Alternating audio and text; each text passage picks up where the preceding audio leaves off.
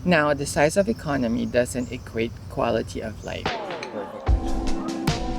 Diyan yung sinasabi ko yung restaurant. Oh my god, yeah, I know that restaurant is really nice. This is for you. Check mo.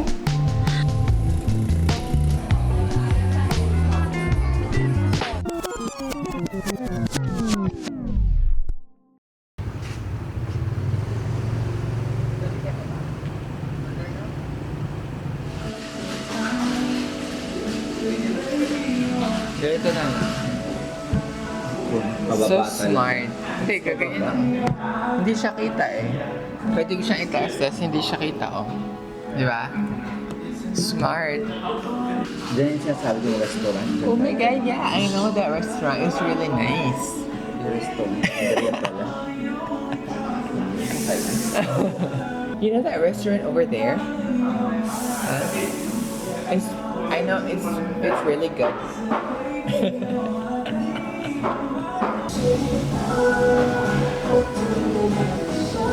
Kape siya. Sabi sa'yo. Kape na ano. Oral. Parang orange coffee. Yun yung mixture. Patikim. Hindi pa naman ako ano. Sarap.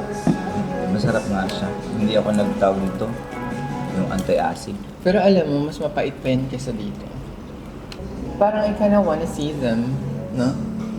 Sila Mayan, sila Sheila, Si Mayan sabi niya, tingnan niya lang daw kung may ano. sila ate. Time. Kasi tayo magkikita tayo ni Kate and Wendy. Lapit na din. Yeah.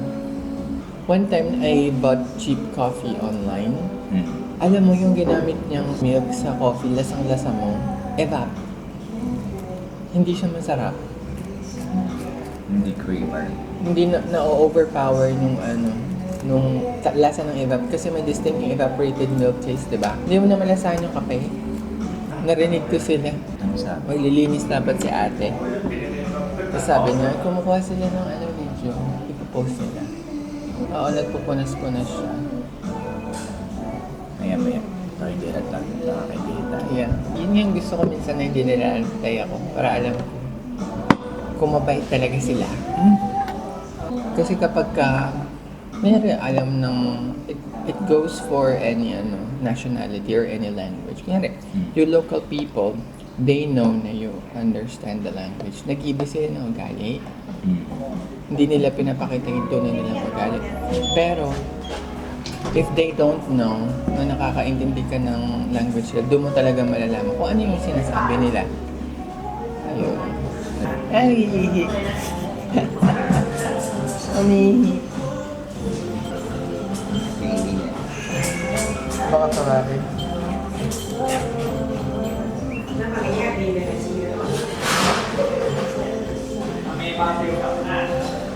Ngayon parang kanin-kanin. Wala.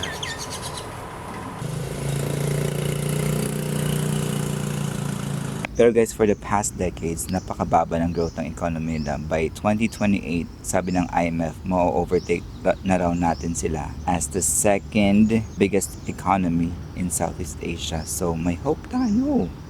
Ma-overtake na daw ng Pilipinas yung Thailand sa 2028. Anong magiging effect niya sa mga Pinoy na nasa Thailand? So, 3 things. Number 1, yung sinabi niyang mababa ang growth ng economy nila. I think the more appropriate term to use is nag-stabilize ng economy. Kasi there was parang a decade ng sobrang laki ng growth ng economy ng Thailand. I think it was during the 90s. So now, the economy is stabilizing. Yung sinasabi niya is the size of the economy. Now, the size of economy doesn't equate quality of life. Yeah, some countries may have a bigger economy. Ibig sabihin, it's measured by GDPs. Parang lahat ng transactions in and out of the country, yun yung GDP. For example, India has a bigger economy than a lot of countries. But the quality of life in India is, not on par. So let's not go too far. Let's stay in Southeast Asia, let's say Singapore and Brunei. They have a smaller economy than Indonesia, but quality of life, no explanations needed, diba? You get me? Kasi sa Pilipinas, mas marami tayong tao dun. Mas marami tayong business transactions. Pero if you divide the income of the economy sa population, it doesn't really tell much. Ang makakapagsabi lang na the one who could tell is yung mga taong namumuhay on the ground. Para hindi siya telltale sign na magiging okay ang buhay porket mas malaki ng economy. Yung tanong ko lang is, ano magiging effect sa mga Pilipino na nag-stay dito sa Thailand? Nothing, not much, 'di ba? Kasi hindi naman iyon ang habol natin dito yung economy lang. Kung gaano kalaki yung sahod. Ngayon, pagka lumalaki ba yung economy ng isang bansa or stabilize yung growth niya, yung GDP growth rate, ibig sabihin ba nun, lalaki din yung sahod mo? Kunyari, pagka lumaki yung sahod mo, hindi ba ibig sabihin nun, inflation also? Hindi ba ibig sabihin nun, magmamahal din ang mga cost of living? Yun ang masasabi ko. So, to answer, kung anong magiging effect nun, wala mo masyado. Yung exchange rate ba maapektuhan? Let's talk about exchange rates. Di ba katulad now, ang economy ng Thailand is getting stronger. Nasabi nila yon kasi lumalakas ang Thai baht against the dollar. Also, ang Thai baht lumalakas against the Philippine peso. Pero nakita mo kung anong ginagawa ng Finance Ministry ng Thailand? Ayaw nila yun. Ayaw nilang... Yeah, nabasa ko nga once. They don't like their currency appreciating a lot up to a certain extent lang kasi what suffers is yung import and export. They are actually making initiatives para kontrolin ang pag-appreciate ng kanilang currency. So a currency is also a double-edged sword. Yun. Pero let's talk about it perspective ng isang OFW. Kung nasa ka mang bansa, di ba mas gusto mo na malakas yung currency nila kasi ibig sabihin yung mapapadala mong pera mas malaki. Katulad now, yan, saya natin 1.71 na ngayon ng exchange rate. So, ang mangyayari mo lang is timingan mo lang na magpapadala kapag malaking exchange rate. Pero sa mga Filipinos out there na nasa Thailand, it's now, September 28? Medyo malaking palitan ngayon, so it's the perfect time na magpadala. Yes.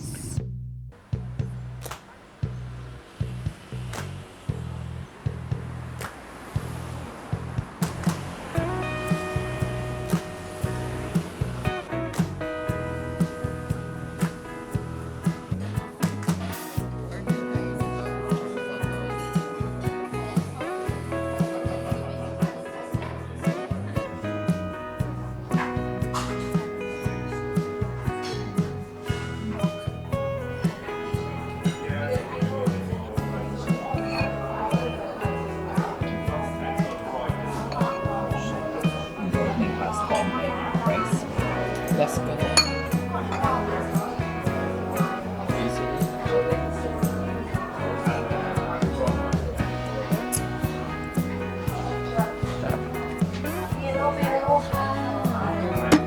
Fair.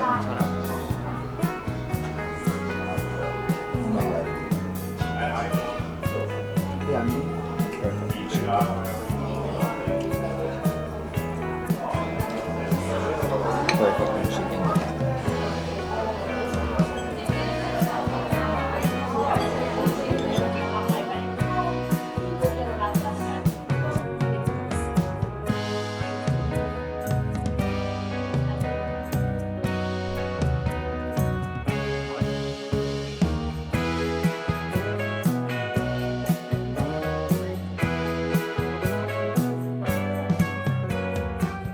This is for you. May isa lang pala kasi akin yung isa. Tada! Ay, hayop na yan. Ay, naku, libre sa school nyo. Kala ko na. Guess what? Parang parang effort ka. Libre lang naman sa school. Ay, mukhang masarap. Ayan. Ha? Why? Aming curry. Lotus root. Ito matamis. Ito gusto ko. Saan mas masarap? Ito. Weird yan eh. Pag may mga Chinese event, nang bibigyan siya ng ganyan sa school. Surprise ako. Ano? Ay, iniwan mo pa sa labas. Ayan. Sadaan. Ayan. Drinking. Ayuda. Ayuda. Check mo. Ano yan? Saan galing? Laki, di ba? Saan galing? Bigay ng estudyante ko. No ways. Oo. Oh my God. Thank you. Binigyan kami ng advice? Yes daw, let's do it na. Ano daw gagawin? Ipapost lang nila. Ano ba sabi mo? Something. Galing mismo sa Sa basa. inay na naman. Siya din nagbigay ng avocado. Hindi eh. Let's see.